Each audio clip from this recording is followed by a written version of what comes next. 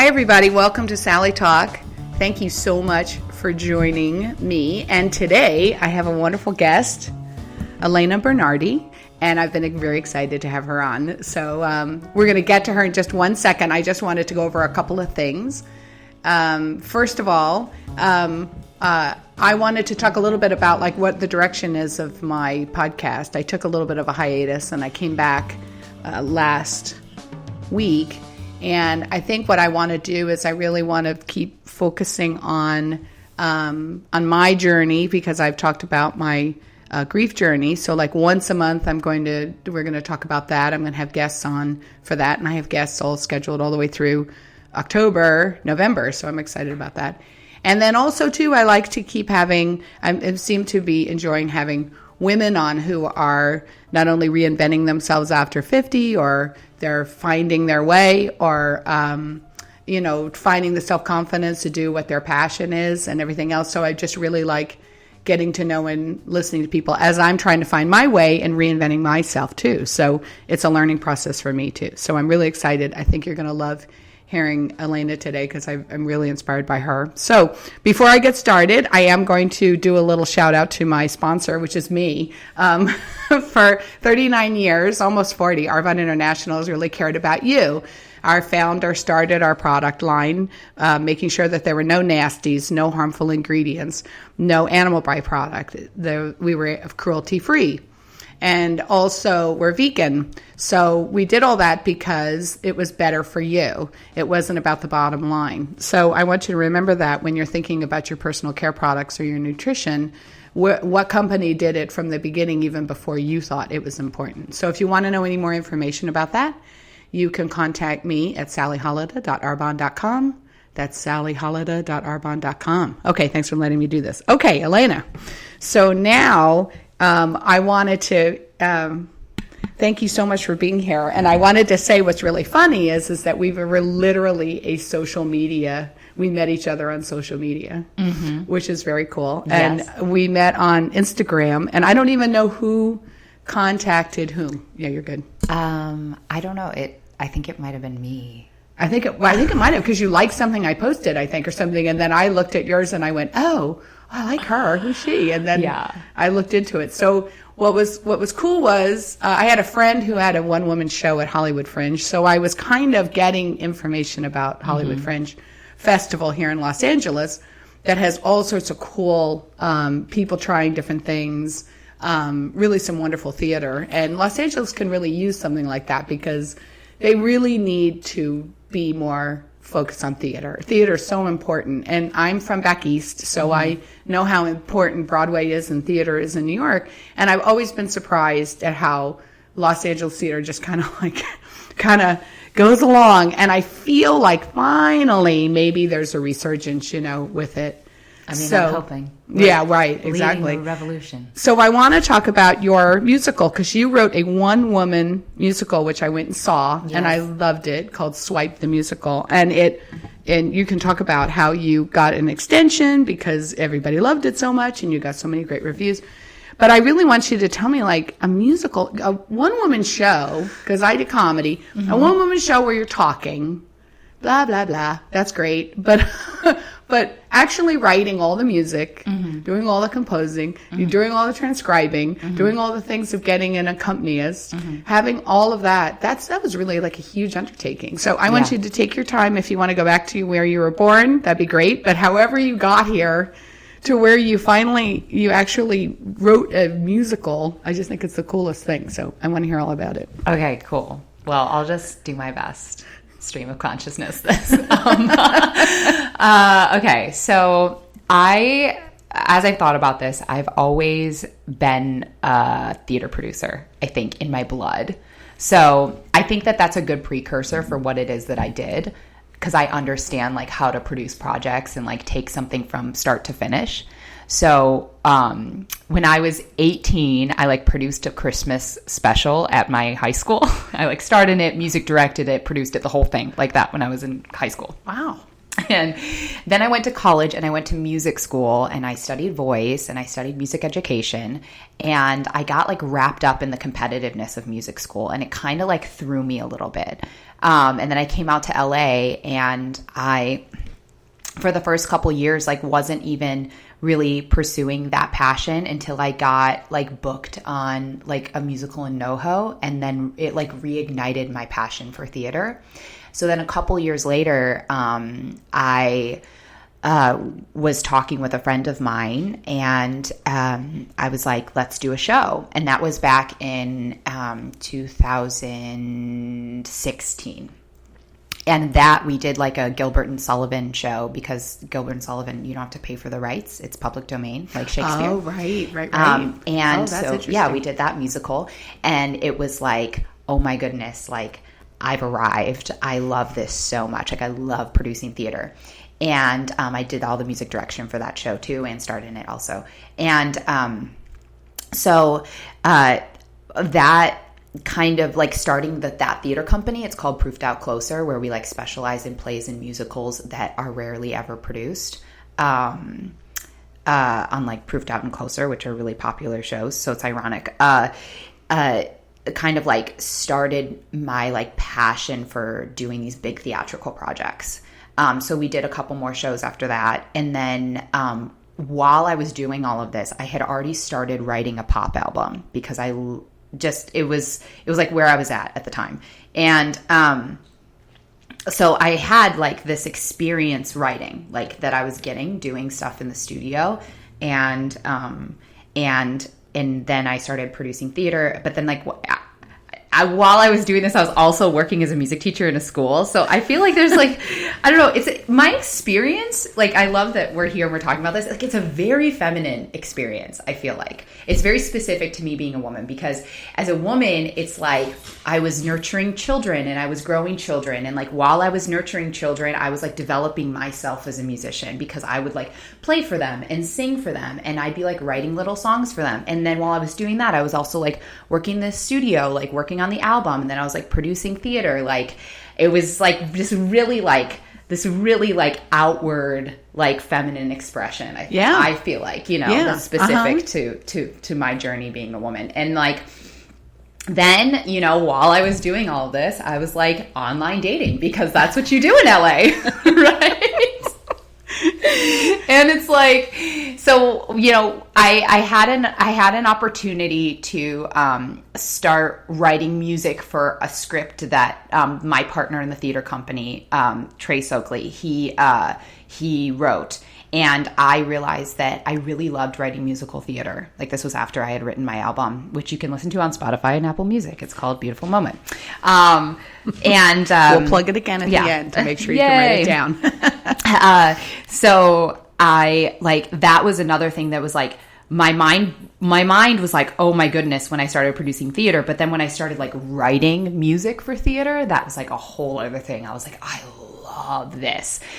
So then I had this situation with this guy. Oh my goodness, he was so cute and he was so nice. And I just was like, I didn't like necessarily fall for him, but like I really liked this guy. And we had like a 3-month thing, and we had met online, and then he like blew me off and said that he was going to, he said that he was going to start talking to his ex-girlfriend again, and that he had been talking to her. And I'm going to be really honest here, because that's my thing. I'm really honest. I want to hear it. It was 4 days after we had slept together, and I had waited to sleep with him for like a month and a half. Oh, man. So that's classic. That's like classic. It was classic. It was like I waited, and then 4 days afterwards, silence for 4 days. And we had like been seeing each other like, and I'm going to talk to my ex-girlfriend. And I was like, this is so messed up. Yeah. Like the fact that like, I don't even think he's a bad person. He's just so unconscious to the way that he treated me. Do you get what I'm saying? Like he's not even considering that I'm like a human being in this situation. Like he was completely like self-absorbed. Right. And that like that situation didn't get put in the show because there were so many other crazy situations that I'd been through. But like it like sparked something in me where I was like, hell no. Like, I'm going to write a show about this because this is ridiculous. Yeah. And so that was January. And it's something a lot of women can identify with. Yeah, and something we all can identify with. And I was just like, this is ridiculous. And thank goodness for the Fringe, because the Fringe like obviously provides a space for us to do like really spur of the moment projects like that. You know what I'm saying? And just like, which I think is great. That's what I think is really great. Yeah. And so then in January, that I think I had that revelation because I think he broke things off with me like in the fall. And then I had like spent like a couple months like marinating on like, okay, I'm going to do this. I registered the show and everything. And then, the first week in January, I started writing it. And then it was like all I did. I got like 5 hours of sleep a night. I was teaching full time. I was like, I think I was also booked in other shows while I was doing it. Like I did an opera. Like it was crazy. I was like up at like 6 a.m. every morning, in bed at 1 a.m. like writing the show. Wow. And then I did the show in June. So it was like a really amazing, beautiful like journey that I went on. And then what transpired from it was like having expressed like all of my like past relationships and like just putting things down and like writing the story the way I wrote it, where like I don't want to give too much away, but like in the end, like there's a really self-discovery for the character, like had me come out of it like very clear on what I want in a relationship, very clear on how I want to be treated, and very clear on what I want in my life, and knowing that like I'm not going to put myself in situations like I don't think it, I mean, I'm just going to declare it. It's not going to happen to me again, because I'm going to be able to see that women have a really good intuition. And I think if I were to look at my past relationships, I knew intuitively that like it wasn't right and I wasn't necessarily being treated well. We second guess ourselves. And I didn't follow that intuition. And I like stayed in the situation until like, something like what happened transpired. Yeah, I think we second guess ourselves completely. We sit there and we beat ourselves up, and then we go, we don't have the confidence to like really believe what we're thinking, and then we start doubting. We're like, oh no, maybe I shouldn't be so hard, or maybe I need to be more open, or I don't know. I do think we do that. We do that, and I think that if you don't mind me like tangenting a little bit on that, I think that like we talked a little bit about fearlessness and stuff, and I think that that's directly correlate with it. I think that like as women, we can develop that fearlessness and that sense of confidence through literally just being like, what am I feeling intuitively? I'm feeling intuitively that I should write a musical. Great. I'm going to go do that. And then just do it because I said I would, not necessarily because it's easy. Right? Exactly. Or like, like with a guy, it's like, what am I feeling intuitively? Oh, that he might not be ready for something serious? Great. Well, I'm going to go and like, we can be friends, gentlemen, right, but like I'm not going to necessarily go further with you because you just don't seem like you're ready, and that's fine. Yeah, exactly. And that's interesting too. So you learned, see what I love about it, and that's kind of like what I did too, is like I started the podcast going, I don't know what this is going to be, but I figure I'm going to learn something through it. So what you did was you started the process, and then you came out of it like, with self-discovery. And I think that's what's important. Transformed. A lot of people sit and wait until they've have it all figured out before they start something. And I think it's important to just start it because you learn on the journey. Interesting. Yeah. And I think as women, like that's something creatively that we can learn, is that it's like, you're not going to have it all figured out, and you're not going to think it's perfect. Like every single one of the songs that I wrote for Swiped, I wrote it and I was like, this is pretty good. And like, maybe I'll edit it. And then I didn't do a lot of editing because I didn't have the time to do a lot of editing. I wrote 10 songs for, you know what I mean? In like 6 months. Like it wasn't like 2 songs. It was a musical. It's an operetta. It was an operetta. There really wasn't a lot of book. Talking. Exactly. There really wasn't much talking. So I didn't have time to edit the songs. And so in the end, it's like when we got all these reviews coming in that were like so extraordinary, and then we got like extended, I was like, wow, like that's incredible, because like I had all these thoughts in my head after I wrote stuff that I was like, this is whatever, we'll maybe change it later. And then in the end, I like had a meeting with my agents, and they were just like, well, it's perfect the way it is. You should just go and do the show the way it is. But I think that that's a woman's intuition thing. I think it's something with us. It's where it's like, I was just second guessing myself, but like it was flowing out of me creative, which is a very female thing. I don't know if you notice with yourself creatively, but it's like flow is like, we really do flow creatively. Right, exactly. It's a very different way that like the masculine energy is very different than the way that the female energy creates, which is just like it flows out. Like I can write a song, I'll like write it in 5 minutes. I'll literally just like stream of consciousness. Like my song This Is Weird, which you can find on my Instagram if you look at it. It was all stream of consciousness. So that whole song I wrote in like 5 minutes, just like talking about how I was feeling about the guy. that did stuff to me or Right. whatever. Yeah. No, I think it's really true. And I'm the same way when I speak or if I'm in front of people or something like that. I don't like to have a script. And that's why I do this live. I don't like to have a script because I like I don't want to like limit myself, and I don't want to tell myself that I have to do certain things or put myself in a box. I want to see what happens. Like in touch with your intuition, because your intuition is going to tell you to say certain things or do certain things. Yeah. And I think that we lose that because we're always so worried. We're so scared, and we want to have everything all prepared and everything all written down and safe. Yeah. What if I screw up? I might say something wrong. And we're all so worried about that. There's a surrender to it as women. Like if we just surrender and be like, okay, what's going to happen? I'm not sure. All right. Yeah. It's like, but we'll be taken care of. And as you get older, I'm a little older. I've come to the point now where I start realizing I look back on my life and I was always taken care of. Something happened that took care of me, not person wise, but like spiritually, you know, like I was caught and then I was turned and said, oh, go this direction. And I look back on it and I go, oh, okay. Well, you know, yeah, if I had never done that, I wouldn't have this. If I hadn't done this, I have an ex-husband. But if I had never, and my mother, like, I don't know, it was like a year ago, my mother's making a comment about a guy I went out with when I was in high school who ended up in Harvard and was very successful. And I was like, well, yeah, Mom, but if I hadn't married my ex-husband, we wouldn't have my 4 children. like, remember them, you know, and your grandchildren, like, they'd be different. We don't know if they'd be happy with who they are, you know? Yeah. But I mean, it's funny. You can sit back and if you start looking and saying, well, if I, and then it's like, no, actually all those things took care. So you just have like confidence in the future that, you know, just keep going and things will, keep your eyes open, you know, things will present themselves if you're open to it. And everything led ourselves to where we're at. You know, it's so interesting because I think about it like there's different trajectories that I could have taken in my life, right?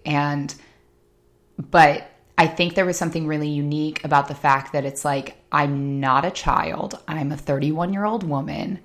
And I had all these dating experience because I've been like a normal person dating. And out of that, I wrote this like beautiful masterpiece. You know what I'm saying? Like it couldn't have come out of someone who's 23 or 24. I wouldn't have written that. My album I wrote when I was 24. You'll hear that. It's like a good depiction of what a 24-year-old thinks about when she's intellectually thinking about love and politics. But like this, you know, this musical, it's like, it only could have come out of me. And the work that you're doing only can come out of you with your life experience. Right. What it is now. Exactly. You know? Yeah. And how great is that? Yeah. No, it is. It's great. No, I want to talk about working with kids because that I thought was really cool. I didn't realize that about you, that you had, and I was doing my reconnaissance. I know, you can make me I was cry doing my background and I heard that and I went, oh, no wonder. That's another reason I like her because I worked for Boys and Girls Club. Well, I've volunteered for a million years with stuff with my kids. And anything that they were doing, I've also volunteered for camps and music camps. We have a music camp at church. I ran that for a while. And I, you know, teaching kids to squeal on a violin, and it's awesome. And you play several instruments. You play flute, right? Piano. Guitar, ukulele. Guitar, ukulele. And I like mess around on the bass and the drums. I just like instruments. Yeah, and they're all in the show, which I was like, that's so cool. Yeah. But, and I want to talk about birds later too. Don't let me get out of here without birds. But, when you're working, so I've worked a lot with children and it sounds corny, children are our future, but children are our future. Children are the future. We really are kind of shuffling them around right now and not thank you for saying that. Giving them a minute. I get really intense about this topic. Yeah. They're not giving them a minute because I feel like creative things come from quiet time. And I was very adamant about that with my own children, that we would have time, no electronics. We actually took trips cross country, no electronics. And of course, mine are a little older, so it wasn't as big of a battle. But now I see it, you know, waiting in doctor's offices and stuff, and the kids have the iPad in front of them or whatever to keep them occupied. And I feel like it's good. Some things are good. It exposes them to things, and I get that. And they're super intelligent now. And I worked with Boys and Girls Club the last 2 years, and it was a wonderful thing. And Boys and Girls Clubs, no electronics, playing outside. And I was trying to teach all the kids, like, to take their time. I was like, just go sit. They go, I don't have anything to do. There's no friend who'll play with me. I said, go sit and think about your life. And they'd be like, what? And I go, just go sit and think about your day.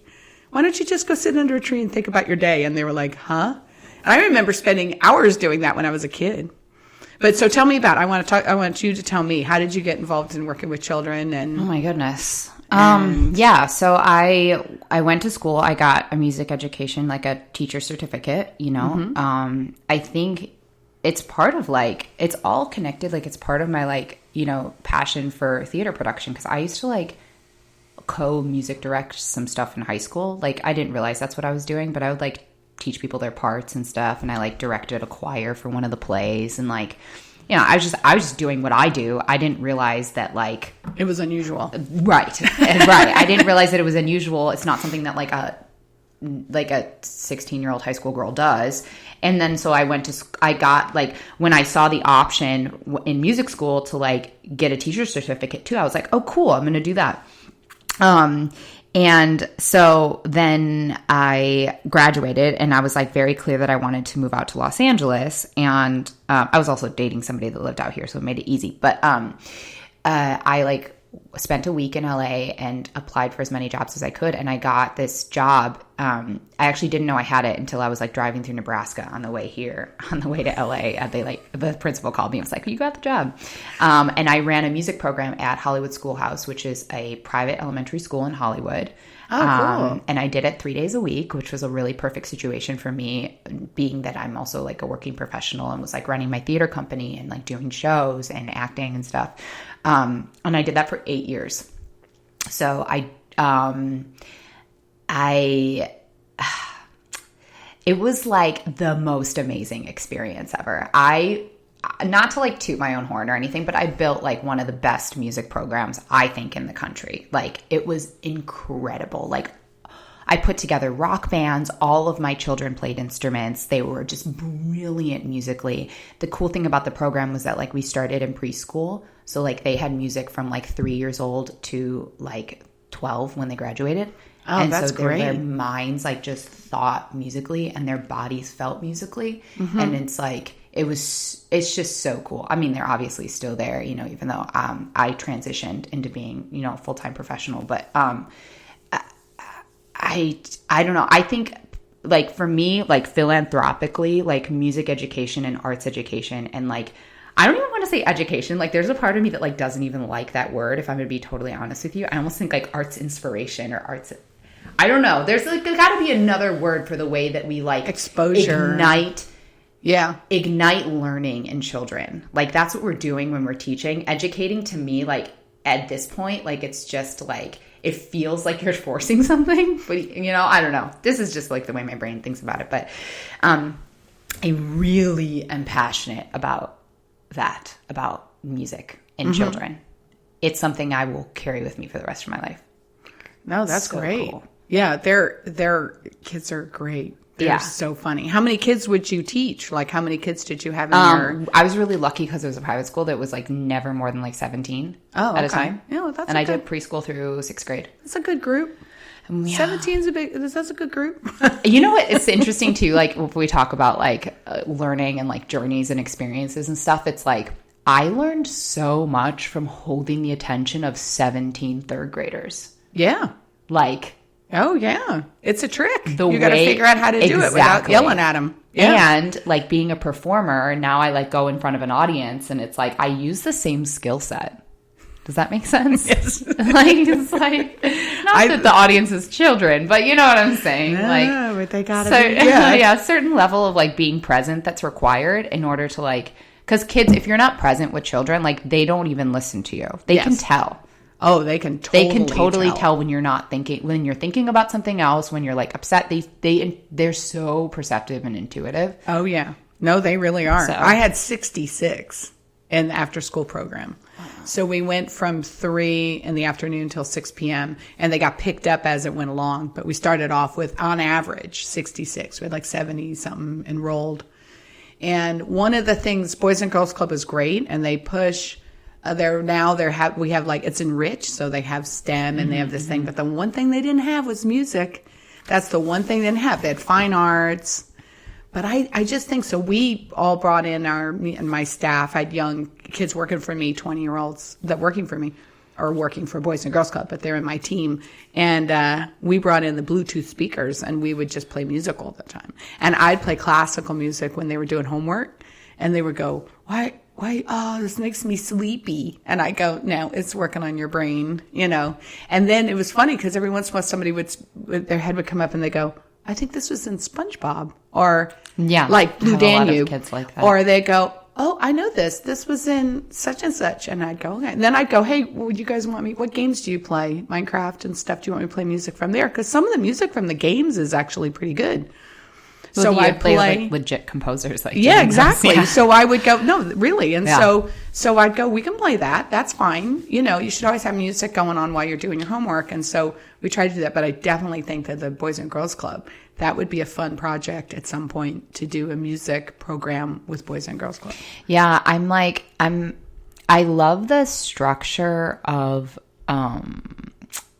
the school that I worked at, and I'm like just in conversation in my head of like how to promote that, like, because I think that there's something magical about ECE music, early childhood music, because if you build the foundation when they're 3, the potential for them to like pick up an instrument is really, really high, right? Because they understand, they have like a well-developed musical language then, because a lot of times what happens is like people want to play, but if their musical language isn't developed at a really young age, it's like they'll get really frustrated at piano lessons or something, and they don't want to keep going because like they don't understand the musical language. Right. You know? Yeah. Because music is a language, and it's like, but it's like an emotional language where you have to be connected to it emotionally and you have to intellectually understand it. So when they start really, really young, it's like anything is possible. They can play any instrument that they want to. So like, how could it be? I always have thought about like, okay, what if we even had like, just to like, not that the government would ever fund this, but like, I don't know, every elementary school had an early childhood music program that just like early childhood music classes that it's like before they go into kindergarten, they're like doing music at 3. Right. And then, which would it would shift like everything, like the whole world would shift, because if the kids had musical language developed at 3, then they'd be playing instruments, they wouldn't be doing other things. My students that I taught, like they're not on their iPads, they're writing songs on their ukuleles. It's crazy. Yeah, no, and that's what it should be. Yeah. And the other thing you get too, connected is that to a higher power that way too with music. It doesn't have to be. The other thing too, what's really strange is that that goes into, because everything's all. In elementary schools, some of the elementary schools in this area have music programs, and that's all well and fine and it's great. And then as in middle school, maybe more so in some areas, but in other, they look at it like, well, you can't make any money at it. I hate that. It's not about money though. I hate that. Like, what's that about? It's not about that. It used to be like we were talking about Jane Austen. I was mentioning Jane Austen. You know, it used to be that there was no record. You didn't have a stereo or so funny. I need to update it. No, a Bluetooth speaker with your phone with Spotify when, you know, back in the 1800s. And so somebody had to learn how to play something. They play for each other. So they play for each other. Yeah. And some were better at it than others. Yeah. And some people would come over. It doesn't really matter though. Yeah. Yeah. But they come over. I mean, it'd be their thing and everybody would really enjoy it. But it was something that you could do that you enjoyed. And that's still the case. I mean, you can still my friends and I still just sit around and play songs for each other. What's wrong with that? So yeah. I think it's kind of cool and now. It's stimulating, that they have like the karaoke things, and you see a lot of kids now on social media. They'll sing along, or they'll have a karaoke app or something like that, and that's kind of cool because then it starts getting back to entertaining each other and singing and doing things. But instruments, the same thing, yeah. So I don't understand this. It's so strange how it's 1 minute you ask a little kid, what do you want to do with your life? And they go, I want to be a singer. You know, I want to be like Beyonce. I want to be a rock star. I want to be a rock star. And everyone goes, yay. And then you're middle school and you go, I want to be a rock star. And it's like, well, you can't really make any money at that. Everybody starts stomping. That is true. You know, stomp. And it's like, but that's not, one, it's not true because there are people that do make money at it. And that's not true. That's a normal thing we do in society is we like hear somebody say something and then based on like some sort of like arbitrary opinion we have, we just like say like, well, that can't happen. It's like, wait, how do you, like, what evidence do you have for that? I know, like, it's really true. You don't know me in my life. Like, you have really no true, idea. And there's too many people that So have done that it. like as a practice, I think just needs to like go. Like people like as human beings, we just need to be like, we're not going to tell anybody what they can and can't do. Absolutely. Like, let's just not. Yeah. What do and well, they're squat because they made some sort of decision. Totally, at some it's all point not to past-based do from their stuff. Yeah. But I just think with kids, it's crazy. So middle school is a big one too. I think a middle school to keep the passion alive, and if they started all of that and everything else. So yeah, I think working with kids it's amazing. It's magical. And if anybody ever needs like a pickup is just volunteer somewhere and work with kids. Yeah. Because you just also learn like compassion in a way that like you don't learn anywhere else. Mm-hmm. Like when you work with children. And patience. Yeah, and being present. Yeah, that's a big one because they're present. And you make a right here. really big difference in humanity. Yeah, and one sentence you say, and don't ever underestimate the power of one sentence you could say could stick with them. Because how many adult, people who inspired you when you were young, maybe you were around them. I was a drum major when I was in high school in marching band. Goodness, and that's I went amazing. That's no joke. I went to a drum major camp. And the guy who ran the drum major camp was like, I still have the notes that I wrote from that. It was 4 days. If you had said to me, oh no, that was 6 months, I would have gone, oh yeah, that sounds about right. I mean, it just felt like so much more. So much. And it was so intense. And there were so many things I learned from him that I've kept through my whole life. And it was a 4-day thing. So it's like don't ever underestimate what a kid can learn from somebody else. Or if you're in the situation to be able to say something, don't underestimate how powerful one sentence or one, so you got to take care. You got to make sure you're not squashing on their dreams either. You got to make sure you say something inspiring, right? Yeah. And to keep them on their track. So I love that. So, all right. One of the things that I loved when I was doing my background was that you said one of your things that you tweet Lin-Manuel Miranda every day. I really love when this conversation comes up. I've been really bad at it lately. But there was a good been tweeting chunk. him? I bet he misses you. No, this is good that we're talking about it because I need to get back on the wagon. Yeah. You need to. He's amazing. Okay, so like I always say, like I want to be the female Lin-Manuel Miranda. Like that's what I always say. No, actually, let me edit this. Okay, another like being vulnerable and authentic. I say I want to be Lin-Manuel Miranda's and Meryl Streep's love child. Oh, okay, that's good. That works. Perfect mix between those two. But Meryl Streep like doesn't have a Twitter, so I can't tweet her every day. Right. But he's like very active on Twitter. So there was a while, especially when I was like doing Swiped and writing Swiped, where I would like tweet him like 5 times a day and just like super excited, like, hey, check out my musical. So I'm still putting it out in the universe that I get to meet him and he like hears my work and work with him. You never know. Listen, I was a snob. I'm like kind of a Broadway snob. And I was raised, my father played all of the old ones, Camelot and all those guys, My Fair Lady. And I knew them all by heart. So when new ones come along, I'm very skeptical, and if it doesn't have a good melody or this and that, I can be kind of, judgmental. I remember snobs. What's that? I said I like snobs. Yeah. So Phantom, I was like, okay, really? Okay. But I always loved that story. I've always loved dark stories like that. Like, The Hunchback of Notre Dame and all those, Beauty and the Beast. I always loved those stories.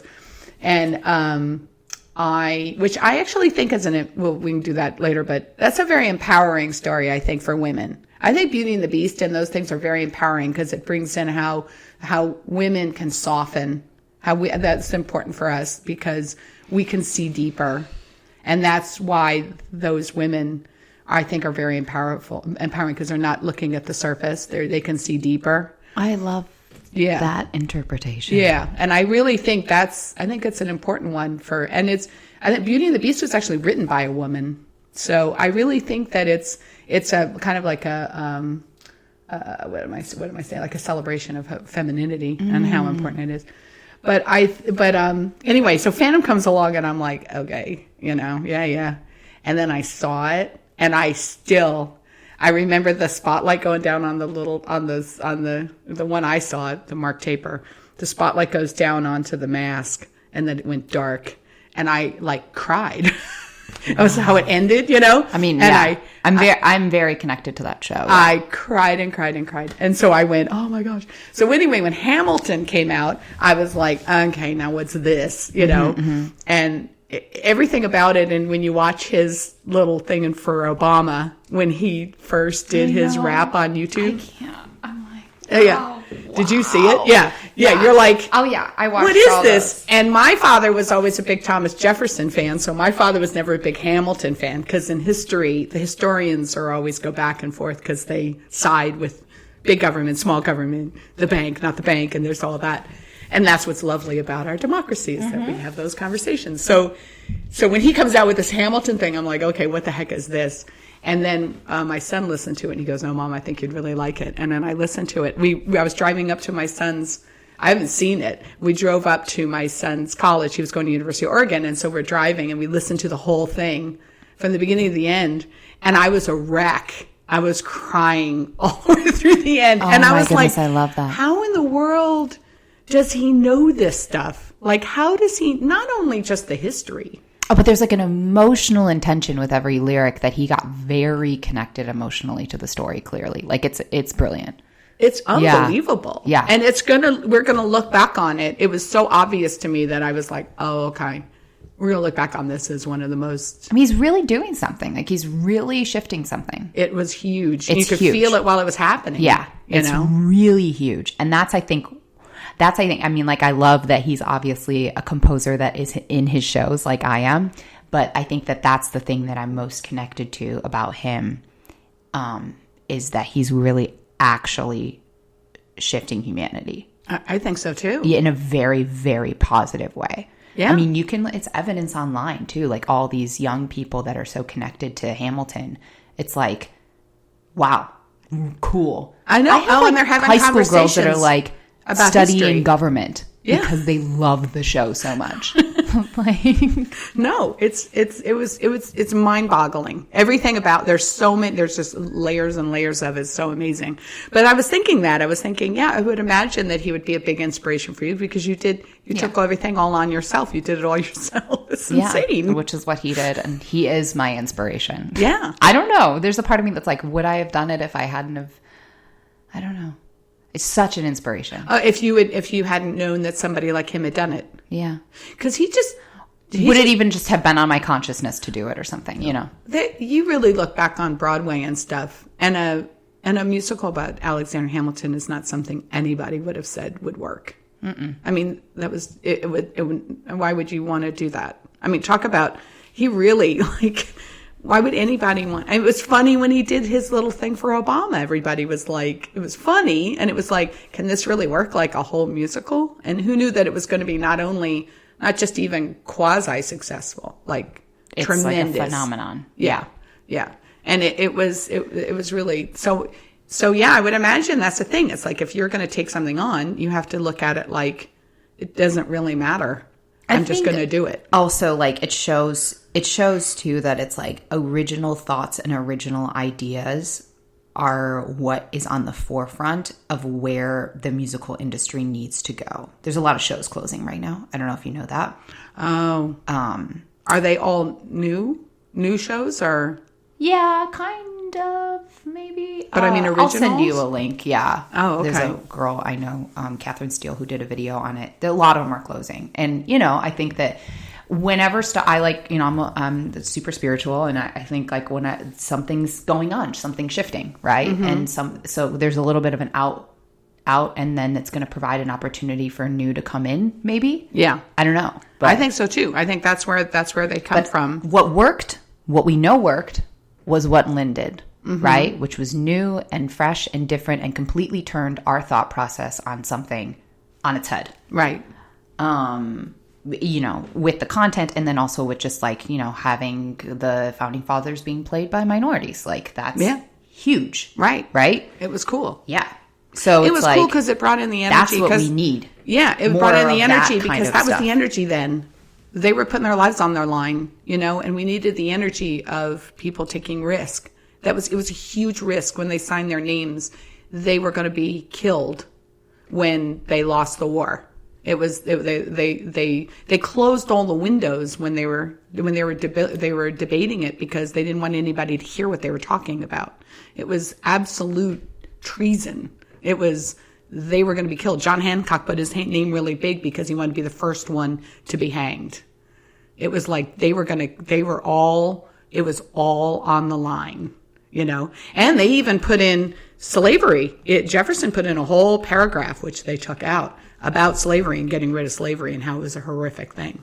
And it was like so when he put in the minorities, it was just because it made it so like it brought in that energy of people trying to, cut their path and trying to make a change and taking risks and everything else. And I thought that's what was really powerful about it, was how he did that.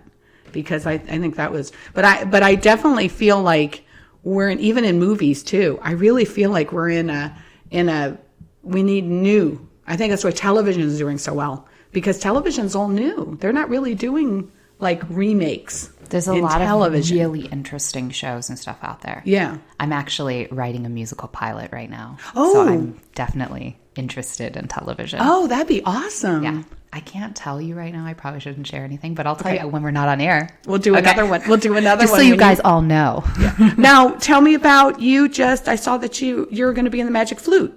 Oh, no. Così fan tutti. Oh, I thought that's not. It's Mozart. Yeah, it's Mozart, but why didn't I not think? Oh, no. I don't know why I looked at it and I just thought that it was.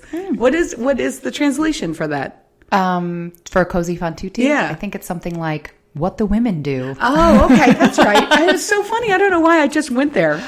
But yeah, no, it is Mozart, so at least got the right composer. Yeah. I love Mozart.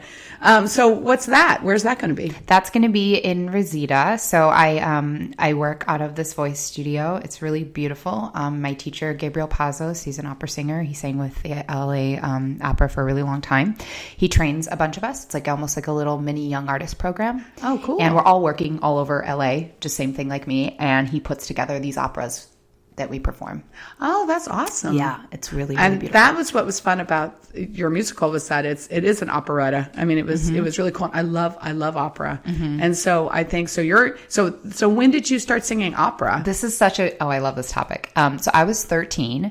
I mean, I was very inspired by Sarah Brightman when I heard the Phantom of the Opera soundtrack. Oh, okay. Yeah. Oh, yeah. That's how she got the part, isn't it? She showed up and she could hit those notes because he writes. He's kind of mean to sopranos, isn't he? He writes really he has us just sing like high C's in a row, like a bunch. Yeah, I like that stuff. But I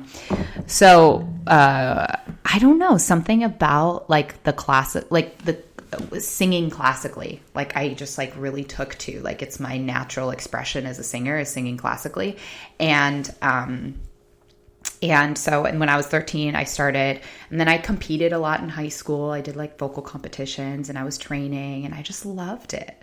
And I think that that's the other thing that I really love about what I'm doing too, is because like, I don't want to say I'm like making opera cool, because that is like a little bit of like a weird statement, but it's like, I want to write music and write shows that like show the classical voice in a way that's like current, fresh, and contemporary. And that it's like, it's something that is valuable to study, I guess. Yeah, that's I guess absolutely. What I'm saying. Yeah, because I think as like female singers, I think that it's really helpful for us to have a classically trained background, because it creates longevity in our careers. So like we always like, we have like just like a dancer, like a ballet dancer, like you have a really solid foundation. So you can always go back and always train if you have any vocal problems. That's something that arises as you get older as a singer, is vocal issues. And the female body is always changing, and emotionally as women, we go through like really drastic, hard situations that can have effect on like our instrument. And I think that like having a strong foundation classically is so important. And so I really like that like my work is doing that too. Yeah. And I love operatic tone and music and singers that are like really masterful and sing on pitch. Like, I know that's always like a random thing to say, but I'm like, man, that's always good. Well, I mean, we are in like, I guess the reason that's valid to say is because I actually really love pop music, but like we do live in auto-tune land a lot of times with pop music. And it's like, well, why would you study classical and sing on pitch when you can just auto-tune yourself? It's like so lame. Well, also too, and my son, because he took audio engineering and he learned how to do auto-tune, it's really hard. It takes time and you have to pay somebody to do it. It takes a lot of time and a lot of like mixing and like stuff to make things sound good. If you don't have to pay somebody to do it, that saves money. And so a lot of times they would rather have somebody who sings on pitch because then they don't have to fix a lot of stuff. Well, and that's actually kind of an interesting part about it too. Yeah. Also, like as a woman, as a singer, if you know you're going into the studio and you're not singing well enough to not have to auto-tune, that really is hard on your self-confidence. Like I want every single woman that wants to be a singer to show up to a studio and blow all those engineers away. Right, exactly. Right? Like I want women to be confident and fearless like we were talking about. And that takes a certain level of training and development in order to get that way. So it's like, just be bold, take some voice lessons, and then go and knock those boys' socks off in the studio. And and hear yourself, and also be ready for the journey. Yeah, of learning how to hear the pitch and how to do it, and knowing that you're going to sound really bad before you sound good. I sounded bad for a long time before I sounded good. I did not always have the voice that I have. But see, that's what I think. You said you have a lot of followers that are young, that listen and to follow you. And I think that's really important for them to know that because I think kids think that people are just have it. No. And it's really important to know that they don't. And I have a friend of mine whose son was thinking about being an artist. And she was saying, she goes, I felt so guilty of this. She goes, I was thinking his paintings were okay. They were okay. But I was thinking, is he really going to be able to do this as a profession? Like, is he good enough to do it as a profession? And then they went to see Tim Burton's, like they had some sort of exhibit of Tim Burton. She was walking around looking at his stuff when he was 10, 15 years old. And she was like, oh, my son's fine. And it wasn't like Tim Burton stuff was bad. It was just that he was 15. It's true. And I mean, I was 23, I didn't sound like this, mm-hmm. Yeah. It's like, I'm sure my parents thought the same thing. Right. You just have to, but if this is something that really it lights your soul on fire. Right, exactly. Then you have to do it. You have to do the work. But you have to do the work. Yeah. I think that's really important. And spiritually, I believe that it's whatever is out there, it's they don't necessarily want it to be easy for us, because if it were easy for us, you wouldn't have anything to say. Right. It just isn't how the world works. Yeah, it just isn't how the world works. You have to sacrifice. You have to sacrifice. It's a bit of an uphill battle, and you have to constantly be positive. Mm-hmm. There are songs that I'm like, ugh, I can't sing that right now. And I just know all I need to do is just keep training and keep thinking about it and manifesting it and pulling forward and going to lessons, and I'll be able to sing it. Right. Yeah. I think one of the things I love, because I love opera too, I always have ever since I was a kid, and I sing it in the shower. Very good. Love it. I'm very, very good in the shower. Love it. But I say to my mom, I said, I don't understand why I like opera so much, because my father loved music, but he wasn't really as big an opera fan. I love opera. And I listen to KUSC in the morning, sometimes on Saturday mornings.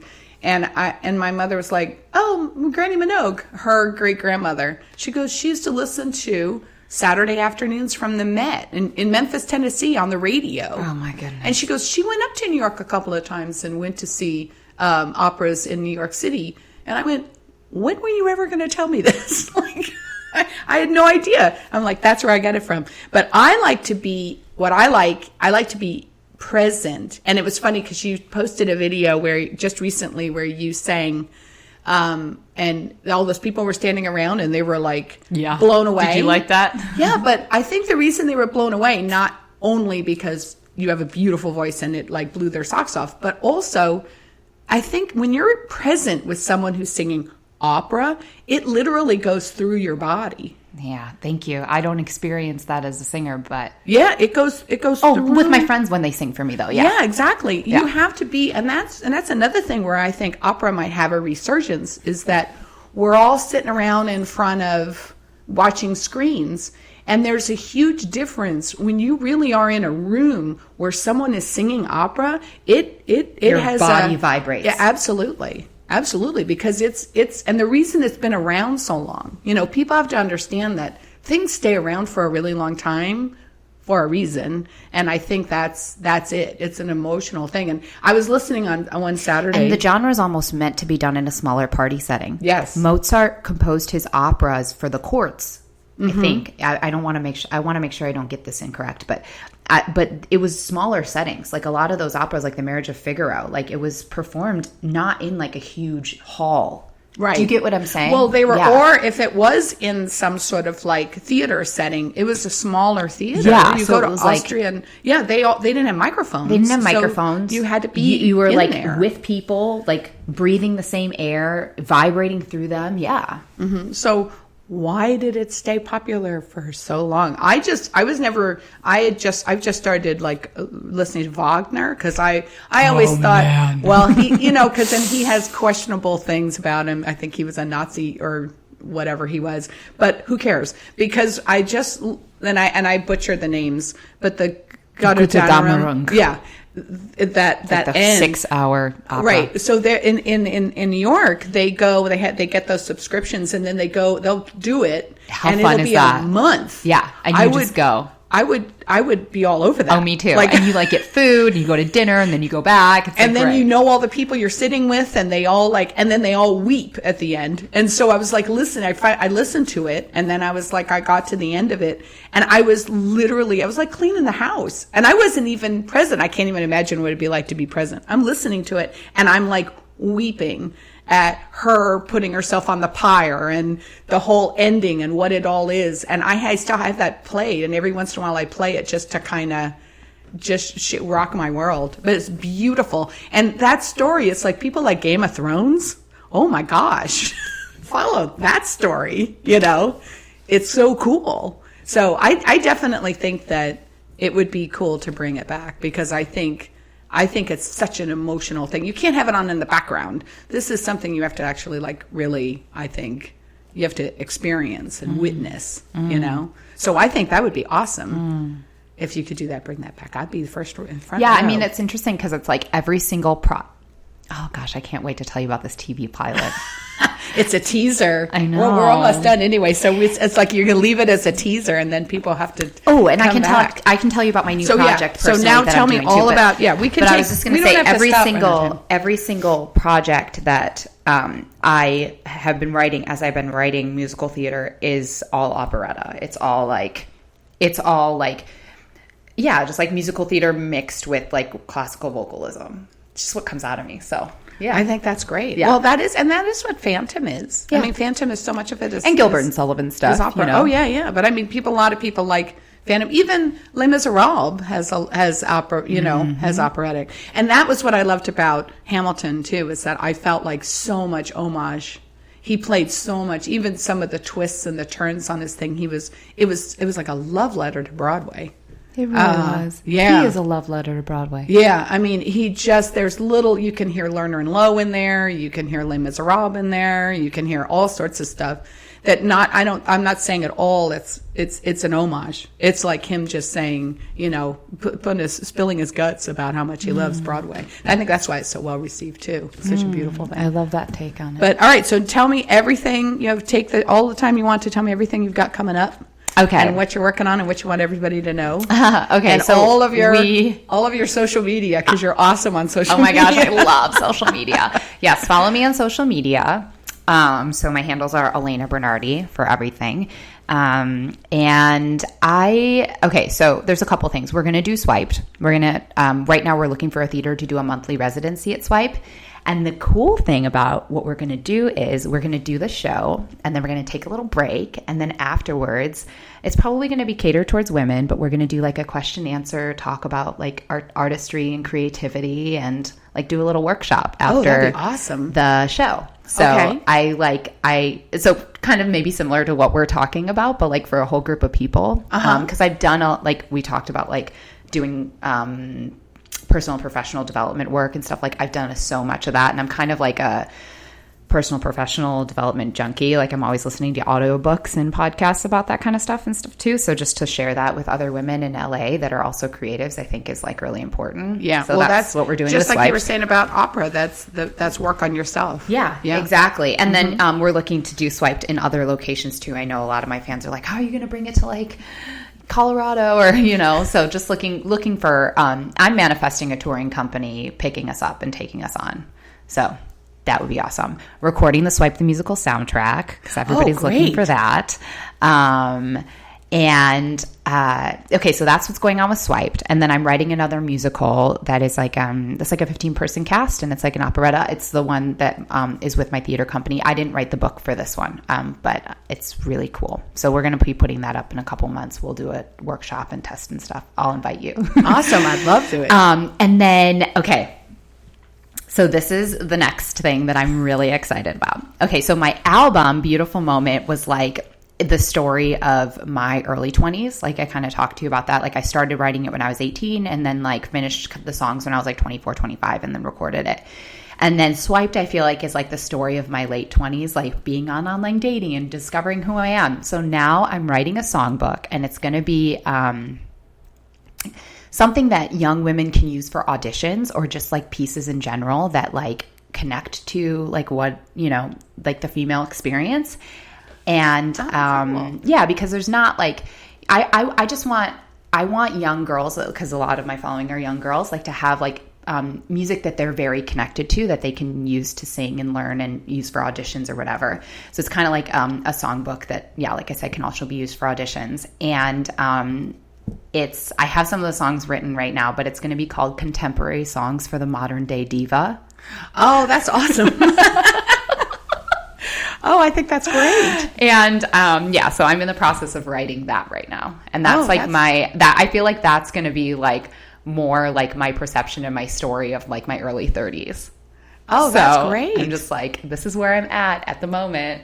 And it's really cool. It's like, I look at female relationships and I look at love and, even things like our attachments to our animals, like just like simple, like woman stuff, Right. Yeah, that girls can sing and stuff. Yeah. I think that's great. And I think that's good for girls to, help them navigate. Yeah. That's what we need right now. We need a lot of help navigating. Yeah. Because it's a crazy world that's changing very rapidly. Yeah.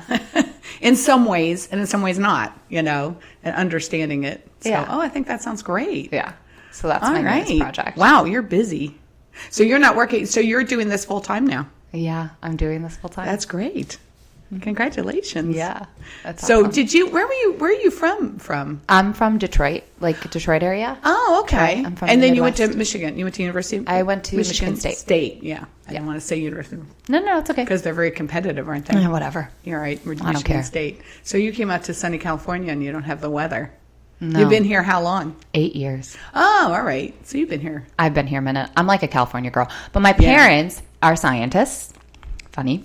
And they work on electric vehicles. They're electrochemical engineers. Oh, and cool. they met getting their PhDs at UC Berkeley. And they wanted to work in battery research engineering. So they both found a job at GM with like conjoining offices. And GM's located in Detroit. So I was a California girl raised in Detroit. That's really fun. So that's why I like come out here and I'm like, I'm home. Right. Yeah, because yeah. But I loved growing up in Michigan. I feel like the arts programs are really good in the Midwest. Yeah. I mean, my training and development started when I was really young. Yeah. And I was able to compete. I started competing vocally when I was like 13. Yeah.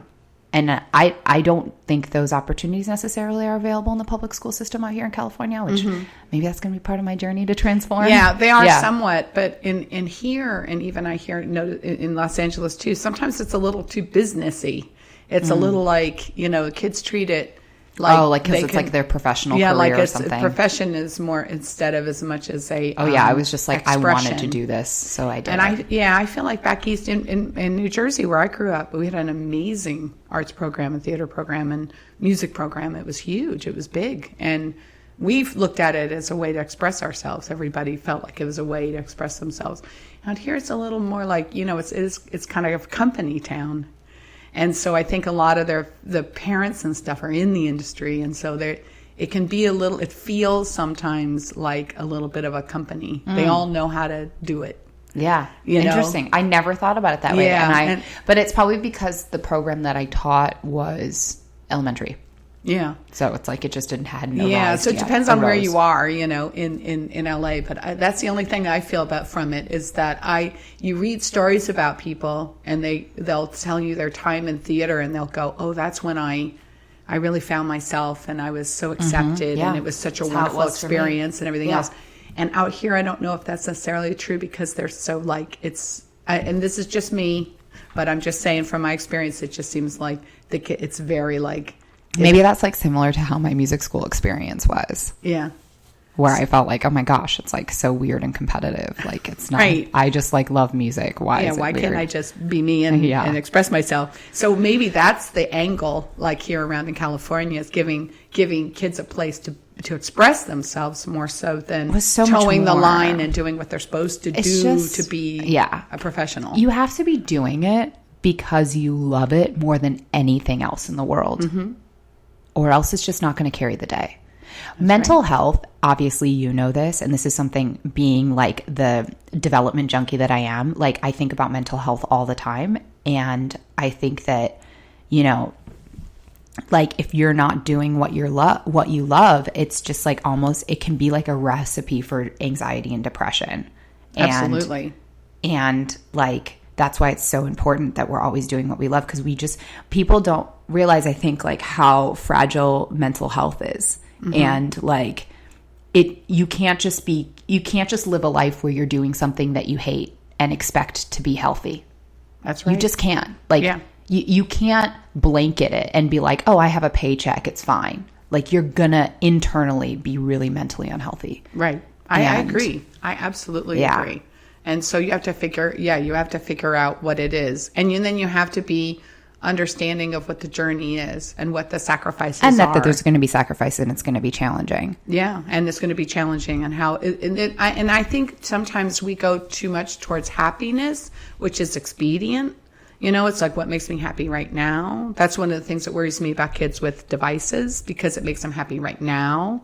But what's meaningful? What is it? Because meaningful isn't necessarily you're not happy, but it's a deeper thing because you feel like you're doing something. That is such a brilliant point. Yeah, and I think I love that. We have to remember that you said that. That's so brilliant. Well, it's recorded. Yeah, yay. But expedient, I think that's like a big aha that I've come to know is that it's like, am I doing something right now because it's expedient? Am I eating this or am I doing this or am I whatever just because I need to pass the time? Or is there something I could do? Can I sacrifice that to do something that in the long run is going to be meaningful, help me, help others, But you can't really help others unless you help yourself too. So that's why I think it's really important that you do love your neighbor as yourself. You can't love your neighbor unless you love yourself. Yeah. Right? That has to be a balance. And loving yourself is like a constant practice. Mm-hmm. Yep. Like, is this action showing me self-love? I mean, as a 31-year-old woman, I deal with this with dating all the time nowadays. I've been trying to like get myself out there just a little bit, since my show is done and I'm, I have a little bit more space, and I have to ask myself when I meet men, I'm like, okay, is being with this person an expression of love for myself? Right. And if it's not, it's not. And I have to leave, even though that might mean that I'm alone. Right. Yeah. No, did you ever see the movie Down with Love? Renee Zellweger? I think so, but gosh, it's been forever. And Ewan McGregor. It's like makes fun of all the Doris Day movies. It's hilarious though. But she writes a book about how she's down with love and then she can't get a date because nobody wants to go out with her. It was really funny. And then she works it out and realizes how she has to just be herself and that, and not all the finagling and all the conniving and all that other stuff and just be yourself and to make it work. So it's true. It's a challenge. And as a mother of 4 kids that the youngest is 15 now, it's like you've poured so much into them. And then all of a sudden you come out of that too, with everything I've come out with, and you're like, oh, who am I? Oh, whoa, who am I? And so it's fun to go back and like figure out what is it that I liked about myself? What is it I liked about my life? And then what's the stuff that I can kind of let go, not so much. And it's a good time, I think, when you're in that place. But if I'm sitting around placating myself and doing things that just make me happy right now, I'm never going to do all that work. So I think it's really important that you kind of dive in and do the work, right? Mm-hmm. Yep.